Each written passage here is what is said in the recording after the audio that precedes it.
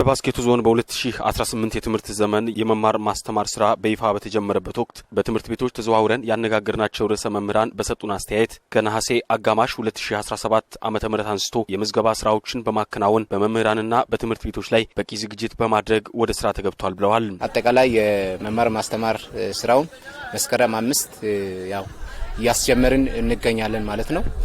ካለፈው አመት ትሬንድ ስንመለከት ዘንድሮ ላይ የቀደም ሲል የነበሩ በዓል ወቅቶችን እነዚህ ጠብቆ ትምህርት መዘግየት ሁኔታዎች ነበሩ። አሁን ግን እንደሚታየው በርካታ ተማሪዎች ፈርስት ዴይ ፈርስት ክላስ ላይ ለመማር ተማሪዎች ግቢ ውስጥ የተገኙበት ሁኔታ አለ።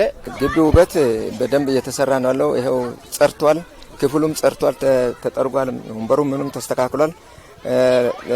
ተማሪ መምህር ትምህርታ ቢያንስ 40 ለአንድ መምህር በሚል ነው የያዝነው ትምህርታውን ማለት ነው። ከአንደኛ እስከ 3ኛ ክፍል የመጽሐፍት እጥረት እንደሚስተዋል ያነሱት ርዕሰ መምህራኑ የመምህራን ብቃት ማጎልበቻ ስልጠና ተጠናክሮ ሊቀጥል እንደሚገባ አሳስበዋል። የላስካ ከተማ አስተዳደር ትምህርት ቤቶች ጽህፈት ቤት ኃላፊ አቶ ኤልሳ ግዛቸው በበኩላቸው በከተማ አስተዳደሩ በሁሉም ትምህርት ቤቶች ለመመዝገብ ከታቀደው ቁጥር 61 በመቶ ብቻ መሳካቱን ገልጸው ለዚህም ዝቅተኛ አፈጻጸም ተከታዩን ሐሳብ በምክንያትነት ይጠቅሳሉ። ህብረተሰቡ ከተለምዶ አሰራር ካለመውጣቱ አንጻር ተማሪዎቻችን ለመላክ ትንሽ የዘገየበት ሁኔታዎች አሉ። ከዛ በመቀጠል 8ኛ ክፍል ካርድ ካለመምጣታቸው ጋር ተያይዞ ምዝገባ ስርዓቱ ላይ ትንሽ ፐርሰንቱ እንዲቀንስ ተደርጓል። በባስኬቱ ዞን ሁሉም ትምህርት ቤቶች ከ20 ሺህ በላይ ተማሪዎችን ወደ ትምህርት ገበታ እንዲገቡ ለማድረግ ታቅዶ ከ14 ሺህ በላይ ተማሪዎችን ትምህርት ማስጀመር መቻሉን የዞኑ ትምህርት መምሪያ ኃላፊና የማህበራዊ ክላስተር አስተባባሪ አቶ ዮሐንስ ኃይሉ ገልጸው ለተማሪዎች ቅበላም በቂ ዝግጅት መደረጉን ተናግረዋል። 20740 እቅድ አለ። በወንድም በሴትም ከአንደኛ እስከ 12ኛ ክፍል እስካሁን ድረስ ባደረግነው ቅስቀሳ ቤት ለቤት ዞረንም ባደረግነው ቅስቀሳ ወደ 14695 ተማሪዎችን ተመዝግበዋል። ትምህርት ገበታ ላይ አሁን ዛሬ ያው ይፋ ተጀምሯል። ተመዝግበው እቅዳችን 70% ደርሷል። ትምህርት ቤቶች ድጎማ ገንዘብ ቆሟል። ከመንግስት የሚወርዱ ድጎማ ገንዘብ ስለቆሙ በውስጥ ራሳቸው እንዲችሉ እርሻዎች ተሰርተዋል። ህብረተሰቡ በመስማማት ወራዊ መዋጮች ማውጣት ተችሏል። ወደ 6.4 ሚሊዮን አካባቢ ለመሰብሰብ አቅደን 3.9 ሚሊዮን አካባቢ በድምሩ የተሰበሰበበት ሁኔታ አለ።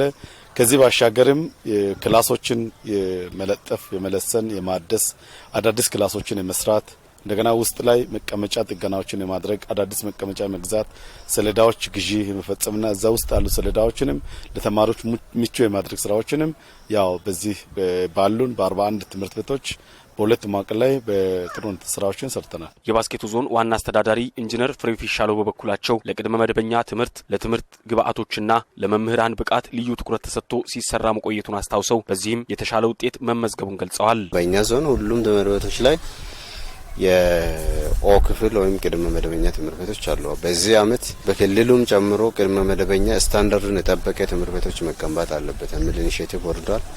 ስለዚህ እንደ ዞንም የተመረጠ ቦታ ላይ አንድ ደረጃውን የጠበቀ ቅድመ መደበኛ ትምህርት ቤት ለመገንባት እያቀደን ነው። አቀደን ለመስራት ወደ ዝግጅት ገብተናል። የተማሪ መጽሐፍ የመምህራን መጽሐፍ ነው አንዱ ያው በሁለተኛ ደረጃ ትምህርት ቤቶች ሙሉ በሙሉ ተዳርሷል። ነገር ግን ከታች ባለው ከ1 እስከ 3 ያሉ ትምህርት ቤቶች ላይ በክቡር ርዕሰ መስተዳድሩ ኢኒሼቲቭ ለአንድ ተማሪ አንድ መጽሐፍ በሚል ሀሳብ የተጀመረው ከዚህ ዞን ሀብት ተሰብስቦ ወደ ክልል ቋት ገብቷል። በክልሉ ቋትም መጽሐፎች ታትሟል። አሁን እሱ ሲመጣ በዚህ ቀጥታ ለተማሪዎች የሚሰራጭ ይሆናል። የተወሰነ ጉለት አለው እሱ ጋር ነው። ያ መጽሐፍ ከመጣ ለተማሪ መጽሐፎችን ማሰራጨት እንጀምራለን። ሁሉም ህብረተሰብ ለትምህርት እድሜያቸው የደረሱ ህጻናትን ወደ ትምህርት ገበታ እንዲገቡ ማድረግ እንደሚገባው ጥሪ አቅርበዋል።